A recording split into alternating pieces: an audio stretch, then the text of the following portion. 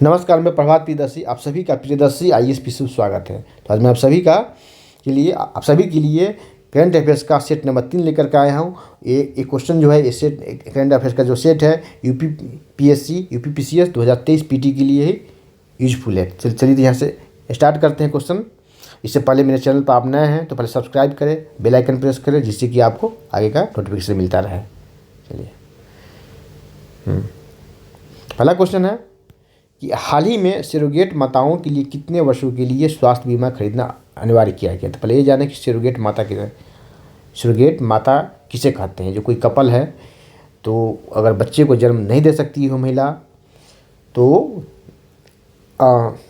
कोख रख मतलब कि दूसरे के कोख के द्वारा बच्चे को जन्म दिलवाती है। ठीक है, क्या होता है कि फर्टिलाइजेशन होता है।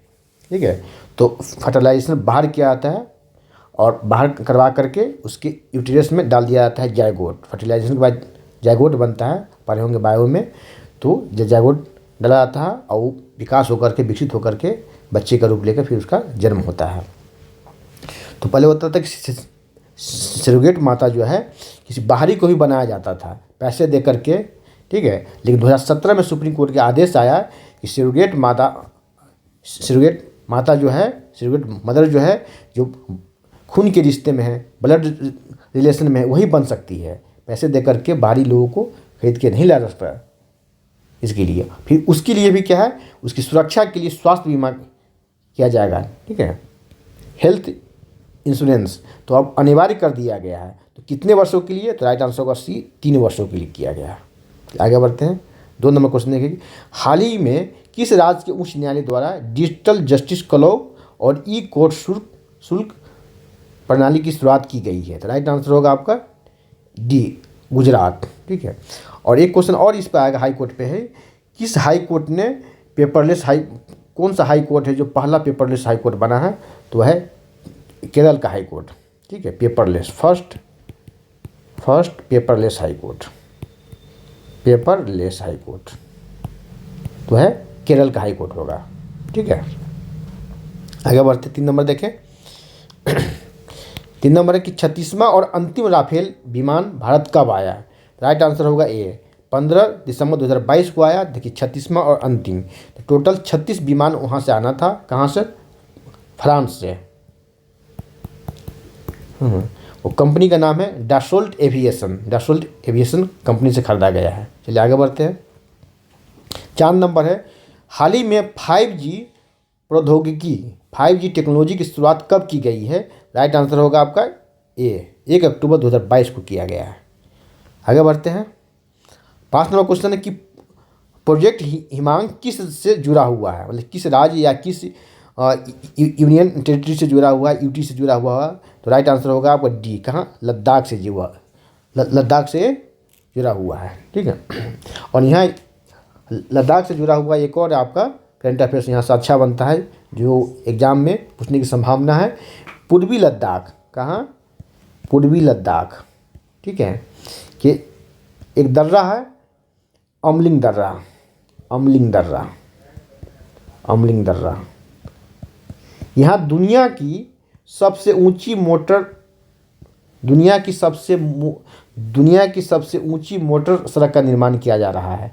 जब दुनिया की सबसे ऊंची, एशिया की नहीं, देश की ही नहीं, किसी राज्य की ही नहीं, दुनिया की सबसे ऊंची मोटर सड़क का निर्माण किया जा रहा है बॉर्डर रोड ऑर्गेनाइजेशन के द्वारा, BRO के द्वारा, बॉर्डर रोड ऑर्गेनाइजेशन के द्वारा। ठीक है, तो यहाँ से क्वेश्चन पूछने की संभावना है।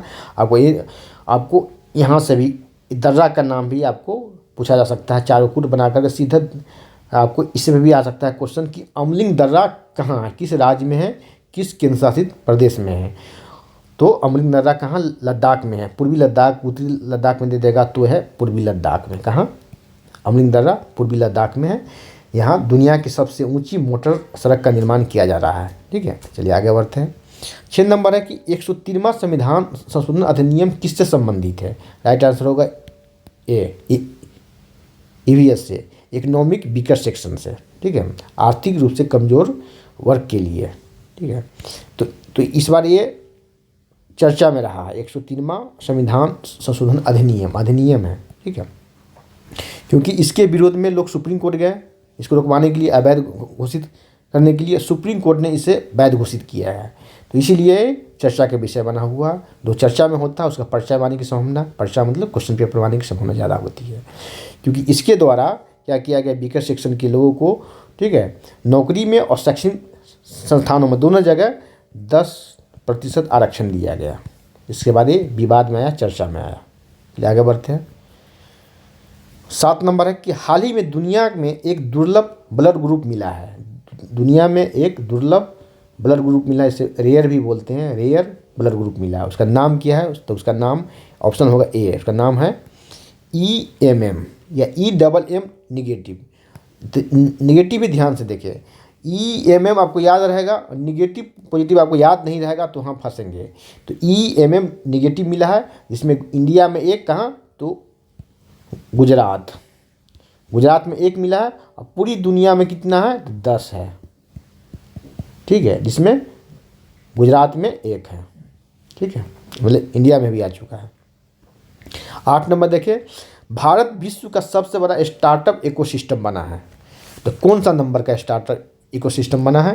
राइट आंसर होगा सी। दुनिया का तीसरा सबसे बड़ा स्टार्टअप इकोसिस्टम भारत बना है।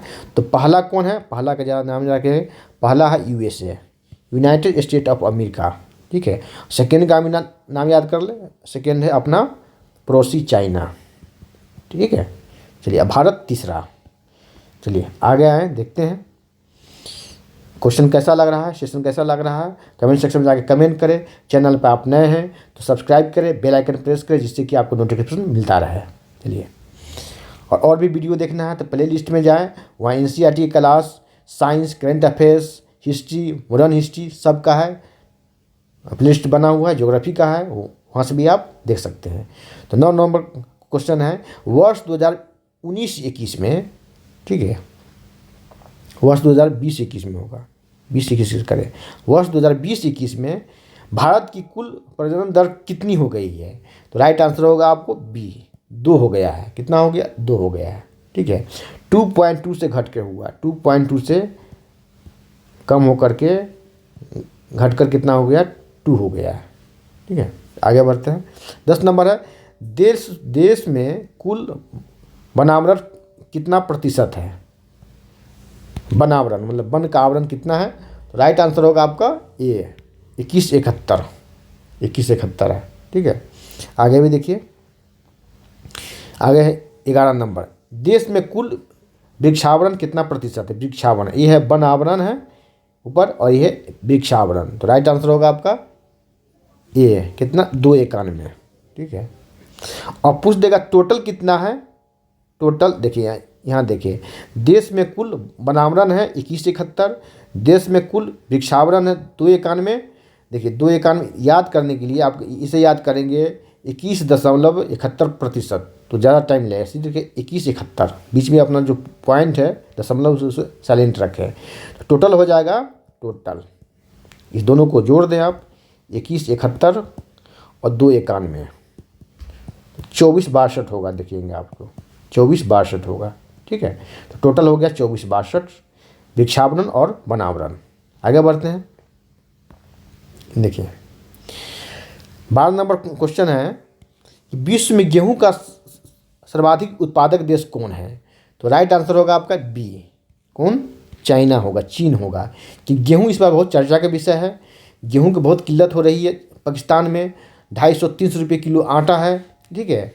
और युद्ध की ओर से रसिया और चाइना के युद्ध, रसिया और यूक्रेन के युद्ध के बाद समस्या और बढ़ गई है वैश्विक जगत में।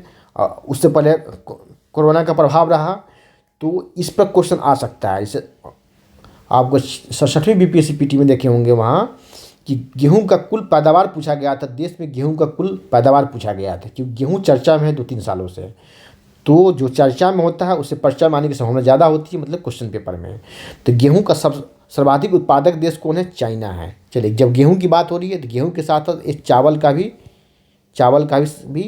सर्वाधिक उत्पादक देश है, चावल और आलू भी, चावल एंड आलू, ठीक है। गेहूं, चावल और आलू तीनों का सर्वाधिक उत्पादक देश कौन है? चाइना है। आगे बढ़ते हैं। 13 नंबर है 2030 तक सौर विद्युत उत्पादन का लक्ष्य रखा गया है। कितना रखा गया है? तो 280 गीगावाट रखा गया है भारत सरकार के द्वारा। 14 नंबर देखें, भारतीय जीवन बीमा निगम LIC का विश्व के सबसे मूल्यवान बीमा ब्रांडों में कौन सा स्थान इसे प्राप्त हुआ है? राइट आंसर होगा 10वां। दुनिया का 10वां सबसे बड़ा बीमा ब्रांड है कौन? भारत का LIC, अपना LIC।